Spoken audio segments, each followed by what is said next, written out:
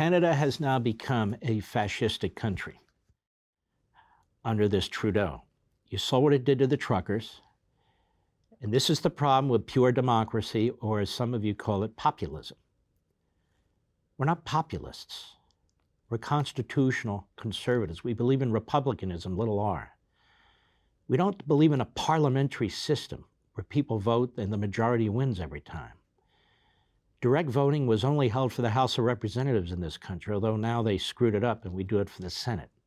You have certain unalienable rights, natural rights that belong to you. The government can't give them and the government can't take them. And one of them is protection.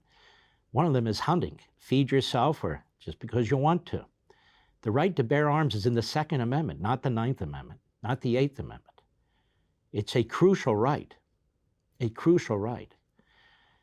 And so we now have what's going on in Canada, which is really quite shocking.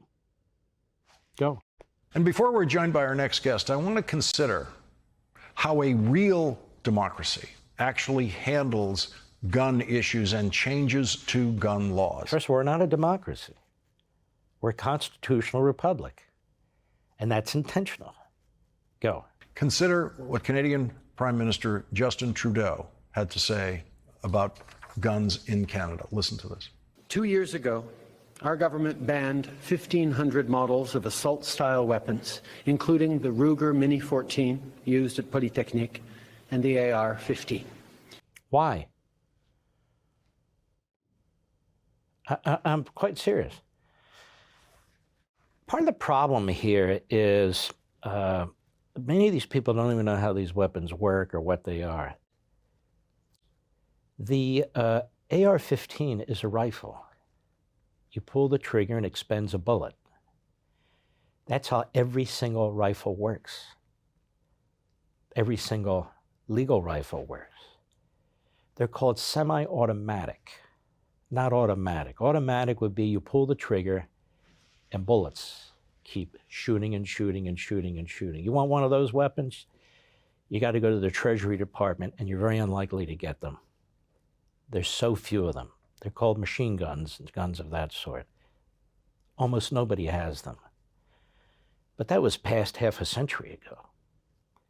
And so a semi-automatic weapon simply means you don't have to load a bullet and shoot it, load a bullet and shoot it, load a bullet and shoot it. Semi-automatic means pull the trigger and a bullet, pull the trigger and a bullet. It can still do a lot of damage, but I just want to be clear what we're talking about. So why is the AR-15 different from any other rifle? Anybody know? It's not. It's not different from any other rifle, period.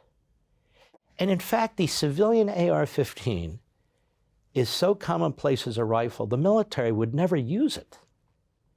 It's not powerful enough, it's not fast enough, it's not flexible enough. I just want us to be clear on what we're talking about. But the slippery slope is always the slippery slope when it comes to government, when it comes to surveillance, when it comes to taxes, when it comes to centralization, as you're about to hear. Go. Expanded background checks to keep firearms out of the wrong hands. We did it because it was what responsible leadership. So background checks don't work if you don't put information into the data bank about backgrounds, right? Like the guy in Buffalo who slaughtered the African Americans because he was a racist thug. He was hospitalized for 36 hours. That stuff needs to be in the federal database, doesn't it? So when you pull up the background check, you're actually looking at somebody's background.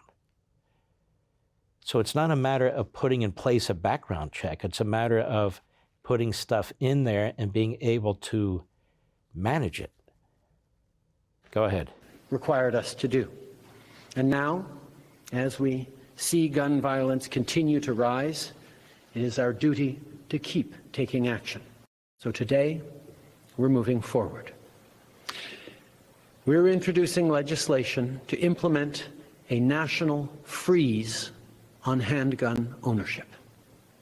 What this means is that it will no longer be possible to buy, sell, transfer, or import handguns. There you go. Now, they call that democracy.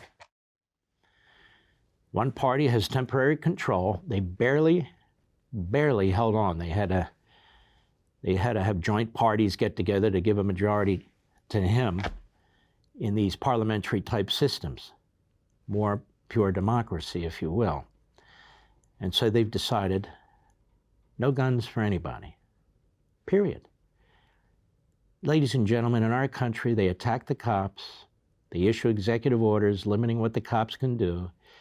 We have mad Democrats as mayors and city council people running these police forces and destroying them, making the job impossible for cops. They're undermanned as a result.